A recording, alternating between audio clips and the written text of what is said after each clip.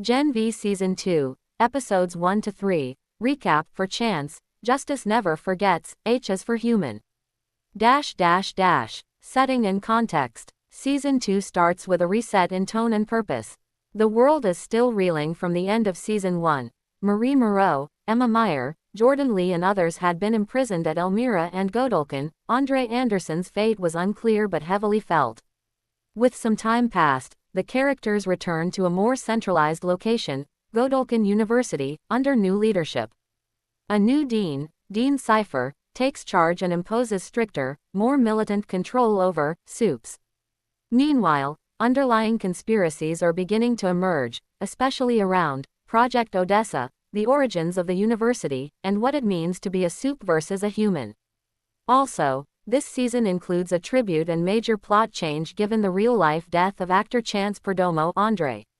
The show rewrites Andre's character off-screen with a heroic death, and the surviving characters' arcs now carry grief, memory, and the consequences of loss. Episode 1. For Chance, Season 2, Episode 1. The premiere opens with a gruesome flashback to 1967 involving Thomas Godolphin, the founder trying to stop scientists from self-administering a variant of Compound V or a new blue serum. Things go horribly wrong. Bodily mutations, gore, death. We see the lab labeled Odessa Project. This establishes the origin of some of the show's mystery and horror. In present day, Emma and Jordan are released from Elmira, a high-security facility for SUPES, and brought back to Godolphin University by Kate Dunlap. They are coerced into giving public statements, speeches that spin events in favor of the university VOT, specifically a SUPES first, or anti-human ideology. They are under pressure from Dean Cypher and student life. It's revealed that Andre Anderson has died.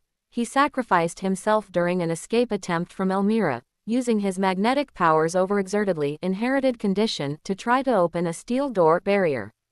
The strain led to his collapse and death. This acts both as plot and mourning. Marie is missing at first. She is off the grid, roaming, trying to find her sister Annabeth. Eventually she intervenes when she sees anti-SUPE's confrontation at a bus stop, using her hemokinesis to protect SUPES or those being targeted, drawing attention, both good and dangerous, to herself. Emma struggles with grief over Andre, with her resumed life at Godolphin, with being forced back into the mold she had fled. There are scenes of her using her power involuntarily under stress, shrinking without purging, etc. Jordan and Emma are both in a vulnerable place, physically, mentally. At the end of Episode 1, Marie is found by Emma, Jordan, and Kate. There is confrontation. Kate uses her persuasion or mind powers, Jordan defends Marie, Jordan uses force field. Things turn violent. Kate gets injured, bleeding, etc. The power dynamics within the group shift. Episode 2. Justice Never Forgets. The second episode finds the characters more directly under Dean Cypher's regime. Cypher is revealed to be more authoritarian, pushing for SUPE supremacy, more surveillance, propaganda, loyalty expectations. Emma and Marie begin to uncover more about Odessa. Marie is pressured to play public figure, forced to give upbeat statements about her return to Godolphin, even though she's grieving and frightened. The tension between public appearance versus private truth is strong here. Kate remains in a hospital or comatose or severely injured state following her confrontation. When she awakens or semi-awakens, she's traumatized, something is deeply wrong. There are visions or episodes of violence involving medical staff or nurses, possibly under influence of her or others. The show plays with bodies, identity, and control in scenes that are both unsettling and symbolic. Meanwhile, Emma and Polarity, someone who has authority, parental role, begin investigating the archives, hidden documents of Godolphin VOT. They discover secret rooms, files, particularly relating to Project Odessa. Evidence suggests Marie has deeper involvement, or at least was part of the research for Odessa before birth than she has known. Emma's powers continue to develop, behave in unexpected ways under stress. There is also a noticeable shift in the student body. Some SUPES and humans outside Godolphin are accepting Cypher's narrative, or fearful, others are rebels, dissenting. The tension between those who go along for safety versus those who resist becomes more visible. By the end of the episode, there's a shocking moment.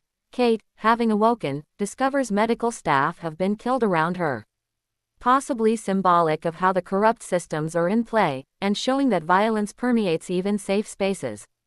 There's an implication that Cypher or others are using incidents to stoke fear or control. Episode 3. H is for Human. This episode slows a bit to explore character identity, grief, public perception, and internal moral conflicts. There is also escalation of ideological conflict, humans versus soups, and how Godolkin is becoming a site of propaganda and power molding. Marie tracks down her aunt and learns more about her past. She discovers that her parents were involved in the Odessa program before she was born. Also, she learns that her sister Annabeth has been living with the aunt, but her whereabouts are uncertain. This adds personal stakes, family, identity, betrayal. Jordan is struggling with the expectations placed on them. Their ranking at Godolkin is high.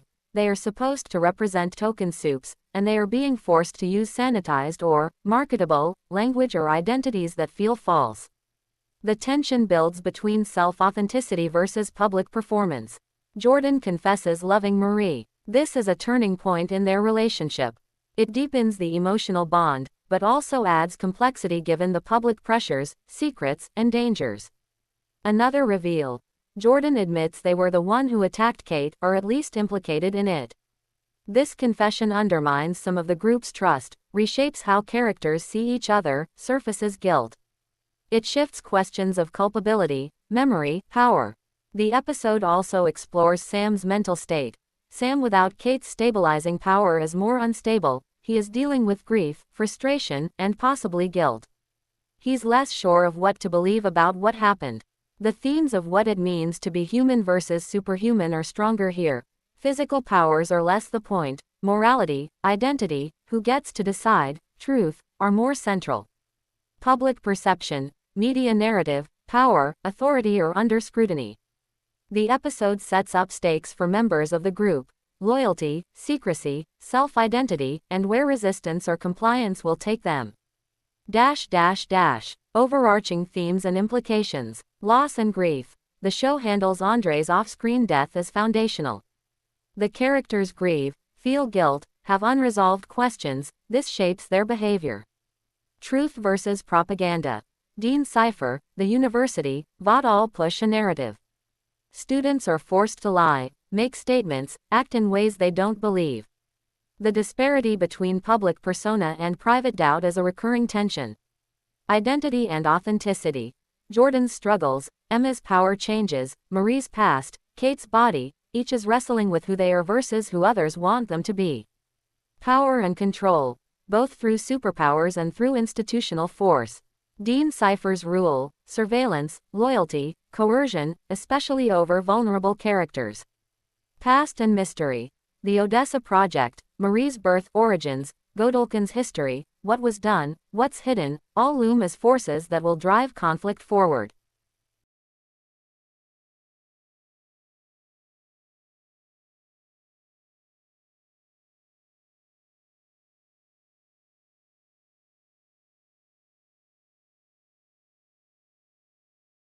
Gen V Season 2, Episode 4, Bags, Recap, Context and Setup.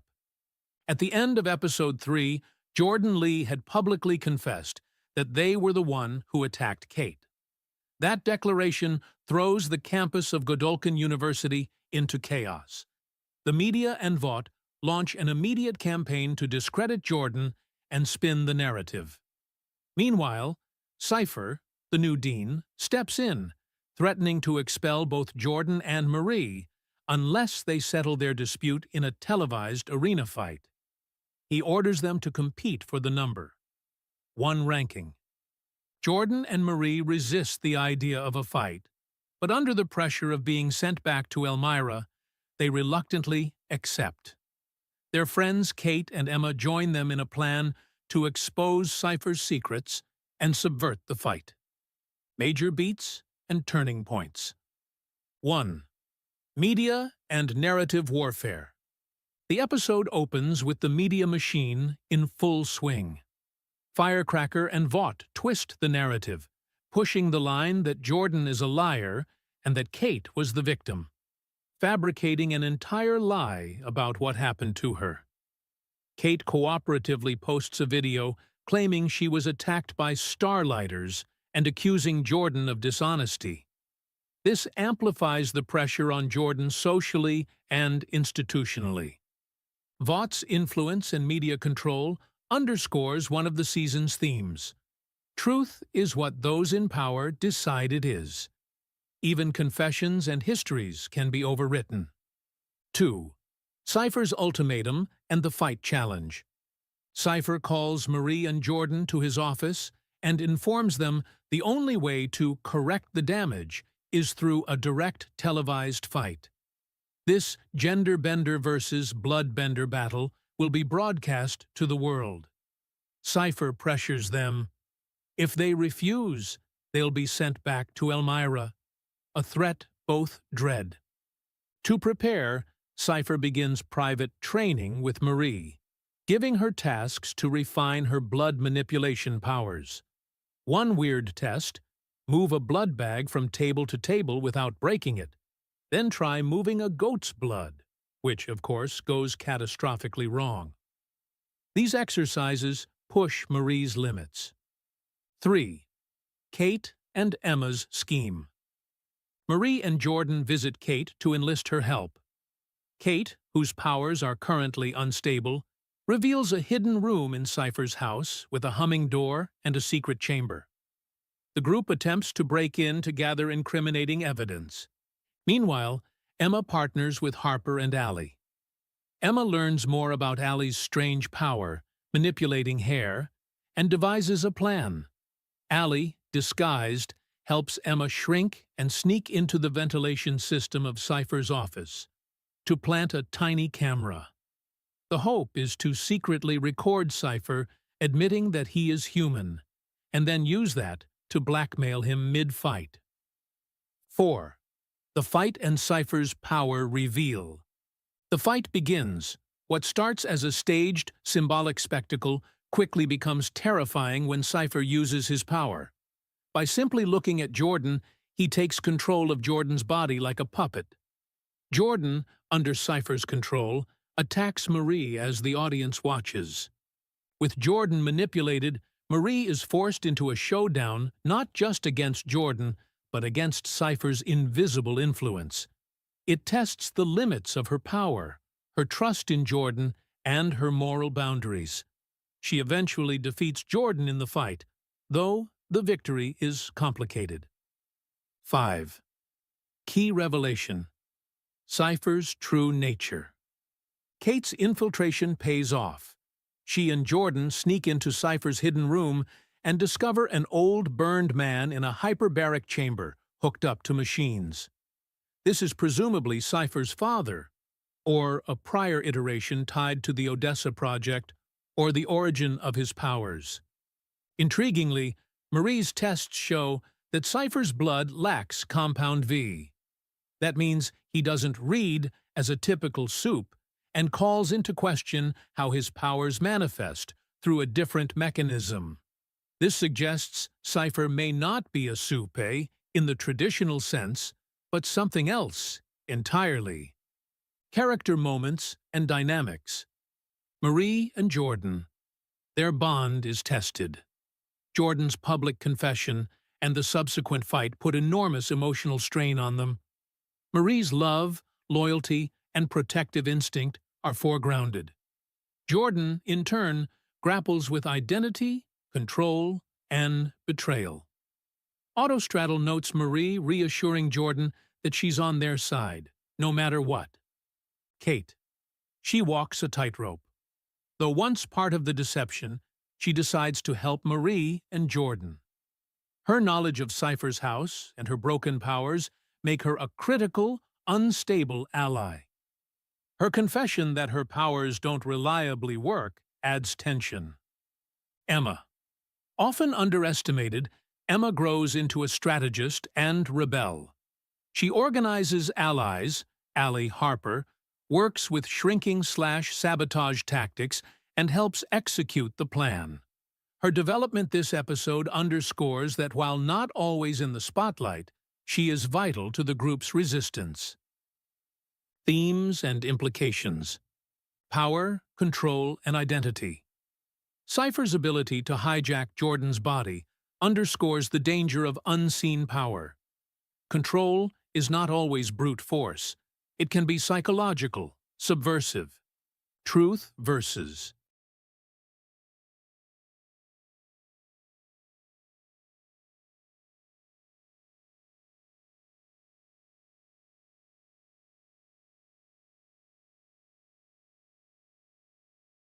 Gen V Season 2, Episode 5.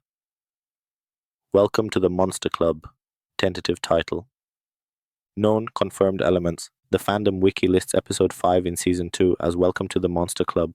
The show's season overview hints that the second season explores deeper conspiracies, secret programs from the 1960s, and that Marie is part of it. Also in news coverage, Sister Sage from The Boys makes an appearance in a cold open a month before the action, interacting with Cypher and a burn victim. That suggests crossover events or deeper connection to the larger universe. Plausible recap and thematic beats. Speculative, informed by patterns.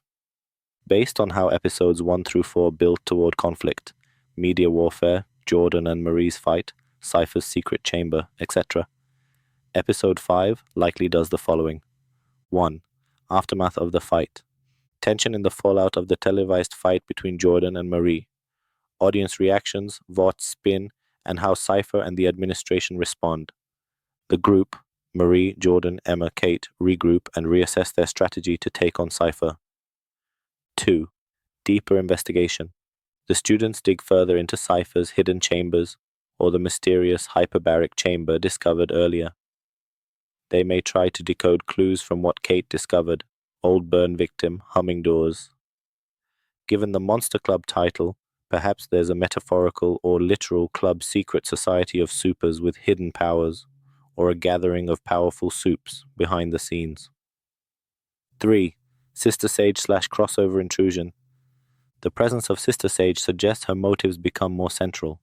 She possibly confronts Cypher or exerts influence over the secrets he guards. The crossover may reveal her role in Vaught's power structure, or that she has been manipulating events at Godolkin. 4. Marie's identity and origins. Clues likely emerge showing Marie's deeper tie to the secret 1960s program mentioned in season summary. Perhaps someone references Project Odessa, or hints that Marie was designed or selected. Marie may push her powers further under pressure, revealing new abilities or vulnerabilities. 5. Crisis / cliffhanger. Episode 5 may end with a dramatic twist, a betrayal, a public reveal, or a power play by Cypher or Sister Sage. Possibly someone is captured, or the students suddenly lose control over some event, leaving them vulnerable. 6. Character struggles. Kate deals with the instability of her powers, emotional fallout from betrayal, and guilt. Jordan and Marie's relationship is stressed by secrets and external pressure. Emma works more with her rebel allies, Harper Ali, to sabotage or gather intel.